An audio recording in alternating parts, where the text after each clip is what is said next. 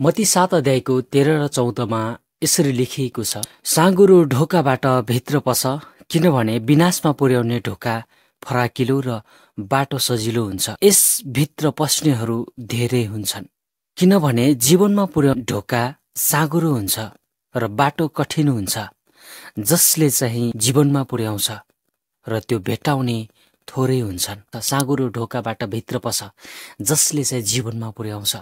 फराकिलो ढोकाबाट भित्र पस्ने मानिसहरू चाहिँ विनाशमा पुग्छन्, र फराकिलो बाटो रोजेर हिँड्ने मानिसहरू चाहिँ मृत्युपछिको जीवन चाहिँ ती मानिसहरूको जीवन चाहिँ सर्वनाशमा अर्थात् पीडामा वेदनामा पर्दछन् भनेर बाइबलले भन्छ। जो मानिस चाहिँ साँघुरो ढोकाबाट भित्र पस्छन् त्यो मानिसहरू चाहिँ जीवनमा प्रवेश गर्छन्।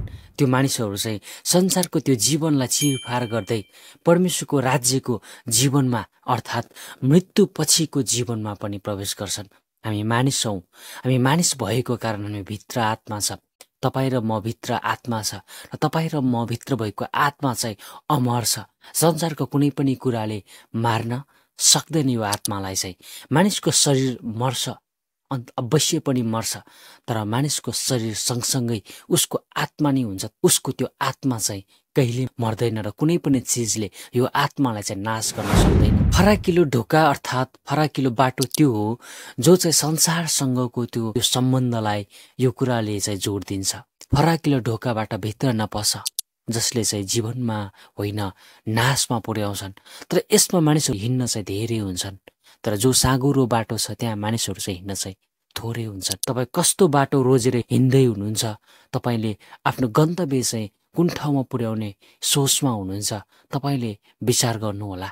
यहाँ यसरी लेखिएको छ, साँघुरो ढोकाबाट भित्र पस, किनभने विनाशमा पुर्याउने ढोका फराकिलो र बाटो सजिलो हुन्छ, र यसबाट भित्र पस्नेहरू धेरै हुन्छन्। साँघुरो ढोकाबाट भित्र पस, फराकिलो ढोकाबाट भित्र पस्नेहरू धेरै हुन्छन्, र यसमा चाहिँ बाटो सजिलो छ। जसलाई पनि सजिलो बाटो मनपर्छ, जसलाई पनि सठिक सजिलो छोटो बाटो मनपर्छ, जसलाई पनि गन्तव्यमा छिट्टो पुग्न मन पराउँछन्। तर यहाँ वचनले के भन्छ, फराकिलो बाटो चाहिँ सजिलो छ, तर त्यसभित्र पस्नेहरू चाहिँ धेरै हुन्छन्। मत्ती 7 अध्यायको 14मा हामी हेर्छौँ, विनाशमा पुर्याउने ढोका चाहिँ फराकिलो हुन्छ, तर साँघुरो ढोका अर्थात् बाटो चाहिँ कठिन हुन्छ, त्यो भेट्टाउनेहरू चाहिँ थोरै हुन्छन्। चाहिँ तपाईँ साँच्चै ख्रिस्टलाई विश्वास गर्नुभएको छैन भनेदेखि साँच्चै फराकिलो बाटोमा हिँड्दै हुनुहुन्छ। बाइबल अनुसार चाहिँ फराकिलो बाटोमा हिँड्ने मानिस चाहिँ विनाशमा पुग्छ। यदि तपाईँ ख्रिस्टमा हुनुहुन्छ, ख्रिस्टलाई विश्वास गर्नुभएको छ, तपाईँले परमेश्वरको हरेक कुरालाई तपाईँले मन पराउनु भएको छ, स्वभावलाई धारण गर्नुभएको छ, तपाईँ जीवनमा पुग्नुहुन्छ। फराकिलो बाटोभरि चाहिँ संसारको हरेक अभिलाषाहरू चाहिँ जोडिएको हुन्छ।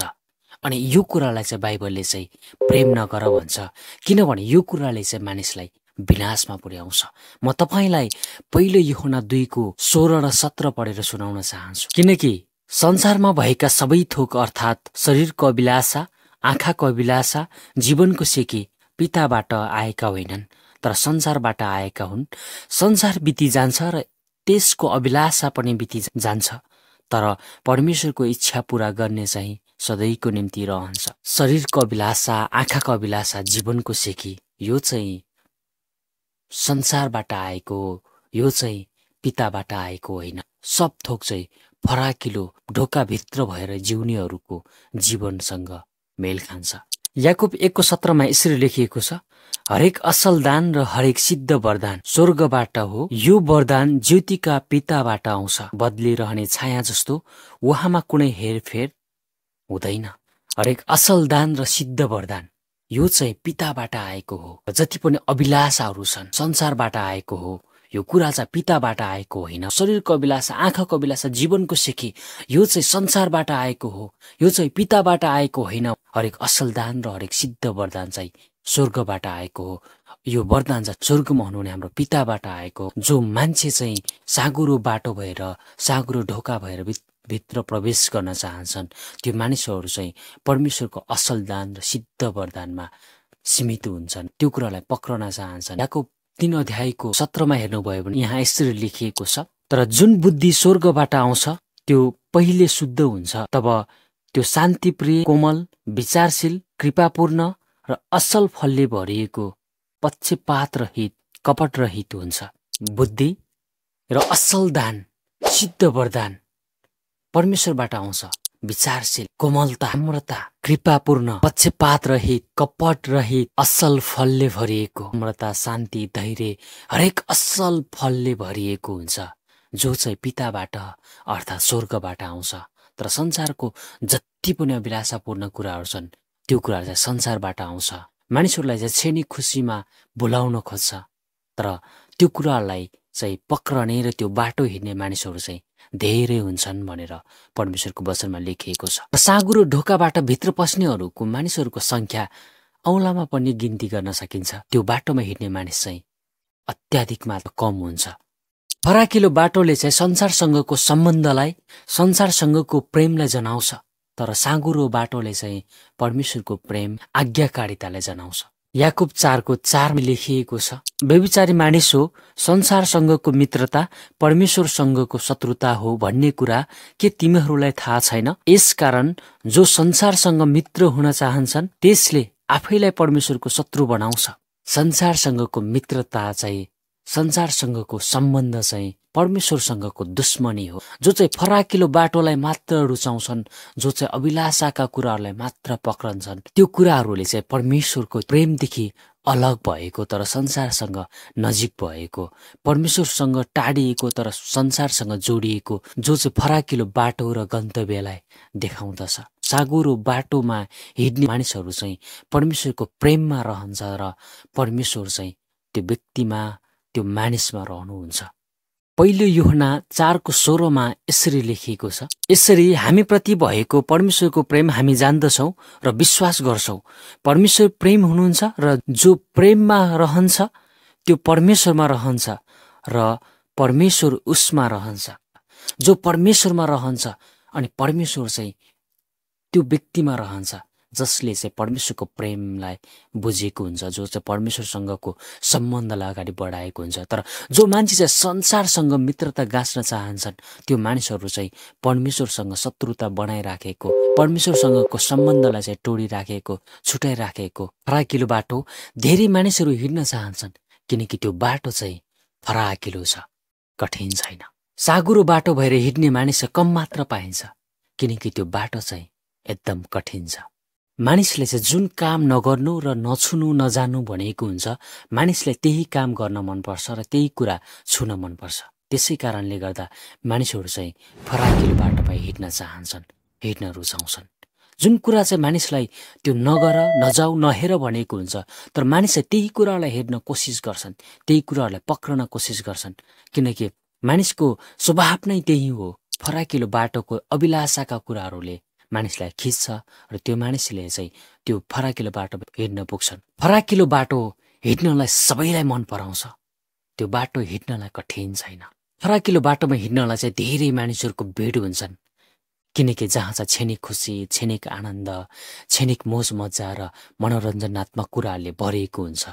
फराकिलो बाटो चाहिँ मानिसहरू चाहिँ हिँड्न मन पराउँछन्, किनकि त्यहाँ चाहिँ हरेक कुरा पाइन्छ, तर अन्तमा सब कुराले धोका दिन्छ, किनकि हर कुरा चाहिँ क्षणिक छन्। त्यो साँगुरो बाटो मानिसहरू हिँड्न चाहन्छन् तर सक्दैनन्, किनकि संसारको हरेक अभिलाषाले त्यो मानिसलाई खिचिराखेको, आफूतर्फ तानिराखेको, परमेश्वरसँगको शत्रुता र संसारसँगको मित्रतालाई त्यो सम्बन्ध बढाइराखेको अभिलाषा कुराहरूले तान्दछ। साँगुरो बाटोमा हिँड्ने मानिसहरूले चाहिँ आफ्नो खुसीलाई भन्दा पनि परमेश्वरको योजनालाई चाहिँ आफ्नो कर्तव्य र अधिकार बनाएर जिउनुपर्छ र हिँड्नुपर्छ। यसकारण साँगुरो बाटो मानिसहरू हिँड्न चाहन्न। फराकिलो बाटोले क्षणिक खुसी र क्षणिक जीवनलाई देखाउँछ र त्यसपछिको जीवन चाहिँ भयानक र दर्दनाक वेदनामा बिताएको देखाउँछ। तर साँगुरो बाटो हिँड्ने मानिसहरू चाहिँ यात्रा कठिन हुन्छ तर अन्तमा जीवनतिर डोर्याउँछ। फराकिलो बाटोमा चाहिँ हरेक कुरा पाइन्छ तर सब कुरा क्षणिक छ, तर अन्तमा सब कुराले धोका दिन्छ। पवित्र बाइबलमा चाहिँ धनी मानिस र गरिब लाजरुसको कथा देखाएको छ। ठुला ठुला घर, राम्रा राम्रा वस्त्रहरू पहिरेर टेबलमा राखेर विभिन्न परिकारका भोजनहरू खानेर आफ्नो भोक मेटाउने गर्दछन्। गरिब लाजरस चाहिँ त्यही घरमा बस्छन् र धनी मानिसले खाएको टेबलबाट झरेको टुक्रा टाक्रीहरू खान्छन्, आफ्नो पेट भराउँछन्। जस्तै गरिबै अवस्थामा भए तापनि परमेश्वरलाई चिनेको र उहाँ परमेश्वरको प्रेमलाई बुझेको, उहाँको आज्ञा र प्रतिज्ञामा जीवन जिएको साँच्चै त्यो गरिब मानिस हुन्छन्। तर विभिन्न प्रकारका रङका कलरका साइजका कपडाहरू लगाउने, सुख शान्ति समृद्धिमा जीवन बिताउने धनी मानिसले चाहिँ सुख शान्ति र अभिलाषहरूमा रमाइरहे, संसारको कुराहरूमा खुसी र आनन्द खोजिरहे। तर संसारको हरेक कुराले उसलाई पछि धोका दिएर अन्तमा उसको गन्तव्य चाहिँ मृत्यु नै हुन्छ। त्यो धनी मानिस पनि मृत्युमा पुग्यो र त्यो गरिब मानिस पनि मृत्युमा पुग्यो। त्यो धनी मानिस चाहिँ नरकको दर्दनाक पीडामा जलिरहेको, वेदना सहिरहेको हुन्छ। तर त्यो गरिब मानिस चाहिँ परमेश्वरको हातमा सुरक्षित रहेको हामी पाउन सक्छौँ। तर निकै पछुतो गरेर त्यो मानिसलाई मलाई एक थोपा पानी खुवाउनको निम्ति पठाउनुहोस् भन्दै गर्दाखेरि चाहिँ न त तिमी वारी आउन सक्छौ, न त हामी पारी आउन सक्छौँ।